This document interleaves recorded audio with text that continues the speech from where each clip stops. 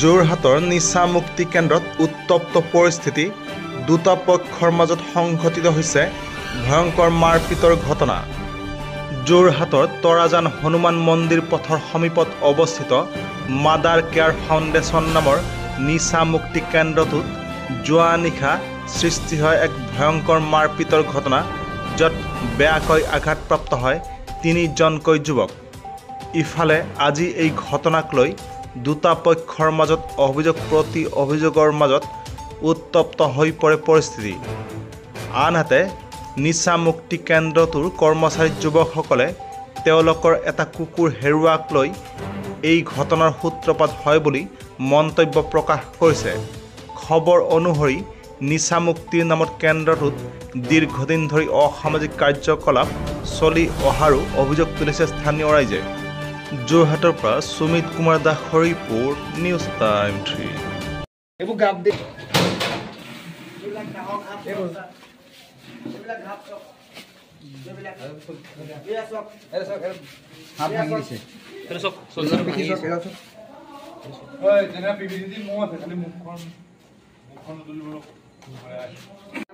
ভাত বনাই আছো, পেচেণ্ট কেইজনক ভাত খুৱাই আমি ষ্টাফৰ ল'ৰাই মানে ভাত খাম। ভাত চাত খাই গেট চেট মাৰি আমি সোমাম আৰু তেনেকুৱাতে ৰিফ্লেকশ্যন হৈছে। ৰিফ্লেকশ্যন হোৱাৰ পাছতে আমাৰ মানে বাহিৰৰ ল'ৰাই ষ্টাফৰ ল'ৰাই ভাত খাই এটা দুটাকৈ গৈ ভাত খাই আছে।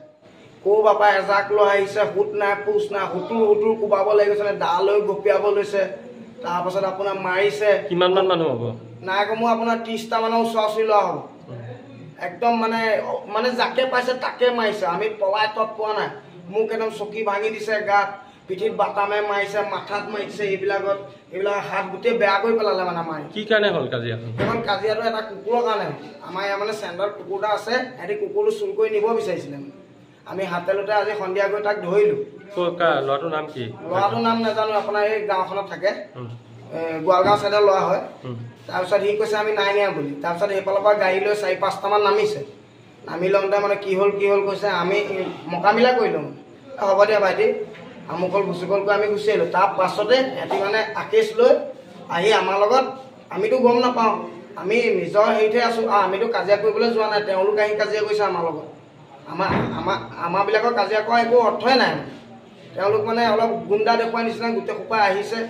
আহিলৈ যিটো মাৰ দিছে আমাক গোটেই ল'ৰা সোপাকে, কাৰোবাৰ মাথায়ে ফালিছে, কাৰোবাৰ ভৰিয়ে ভাঙিছে। তোমালোকৰ ইয়াত পেচেণ্ট কেইজন আছে? পেচেণ্ট আমাৰ অল টোটেল 30টা আছে। 30টা? অকল যোৰহাটৰে নে বেলেগ বেলেগ? চব বেলেগৰ, অকল যোৰহাটৰ বুলি নহয়। তেওঁলোকৰ কিবা হৈছে নেকি?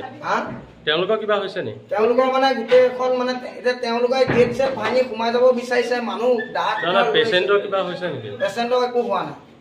আমি ৰক্ষা কৰিলোঁ তেওঁলোকক, আমিয়ে মাৰ খালোঁ, কিন্তু তেওঁলোকক আমি বচালোঁ। ষ্টাফৰ অৱস্থা বেয়া। ষ্টাফক একদম মানে কেইজন আছিলে ষ্টাফ? গুৰুল কৰি মাৰিছে। প্ৰায় আমাৰ 22জনমান হ'ল। কাম কৰোঁ, কাম চাম কৰি মেডিচিন দি মেলি মানে ভাত খাবলৈ গৈছোঁ। ভাতটো খাই থাকোঁতে মানে এনেকৈ ভাতকেইটা খাই থাকোঁতে আহি কোনোবা এটা বেক চাইডৰ পৰা মাথাত মাৰি দিছে ন।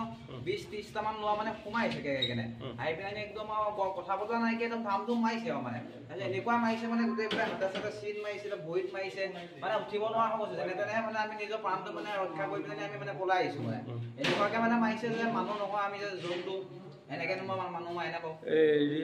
এই চেণ্টাৰটো ক'ত আছে? এই চেণ্টাৰ আমাৰ তৰাজান। তৰাজান কোন জেগা? আমাৰ হনুমান মন্দিৰ ওচৰত। মালিক কোন ইয়াৰ? আমাৰ জনাৰ্দন দাস। ক'ৰ হয় তেওঁ? তেওঁ বৈগাঁও। তেওঁ এতিয়া কি হৈছে? তেওঁকো মাৰিছে। তেওঁ এতিয়া আমাক কভাৰ কৰিছে, তেওঁ আমাক ৰখাইছে। আমিও এতিয়া ওলাই যাব পৰা নাই, সিহঁতে ডাঙৰ কোঠা চব লৈ আহিছে। আমি তেওঁ বুলি আমি পেচেণ্টখিনিক ৰক্ষা কৰিবলৈ মানে আমি নিজে ওলাই গৈছোঁ। মানে আমিয়ে লাগিলে মাৰ খাওঁ, পেচেণ্টখিনি লাগিলে বাচি। তেখেতক কি পুলিচে নিলে নেকি? তেখেতক পুলিচে লৈ গৈছে। আমাৰ মানে কোনো ছাপোৰ্ট কৰা নাই, কোনো নাই কৰা আমাক চব। আমি এতিয়া আগতে বেয়া আছিলোঁ যদিও আজিৰ দিনত ভাল আছোঁ। ভাল কাম এটা কৰিব লওঁতে, আমি কিবা এটা ভাল ডিচিশ্যন ল'ব লওঁতে তেওঁলোকে আমাৰ লগত গুৰু কৰি মাৰিছে। আপোনালোকে নিজে চিন্তা কৰি চাওক, আমি আজিৰ দিনত একো এটা বেয়া কাম কৰা নাই, কাৰো প্ৰতি বেয়া চিন্তা কৰা নাই। ইমান তেওঁলোক গুণ্ডা হৈ গ'ল নে? লোকৰ ঘৰৰ ভিতৰত সোমাই মানুহ মাৰিবলৈ আহিছে। এয়া চব অৱস্থা কি কৰিছে, এইবিলাক চব পেচেণ্টৰ কাৰণে চিন্তা কৰি আমি নিজে গুৰুলকৈ মাৰ খাইছোঁ। এটা দুটাই অহা নাই ন। এটা মানুহক 4-5টা লৰাই ধৰি হাতে মাৰিছে, বাঁহে মাৰিছে, কোঠাৰে মাৰিছে, ৰদে মাৰিছে। ডিঙিত ঘাপ দিছিলে, মই মূৰটো তললৈ কৰি দিলোঁ বুলিয়ে বাচিলোঁ, নহ'লে মূৰটো ডিঙিটো ছিগি যায়।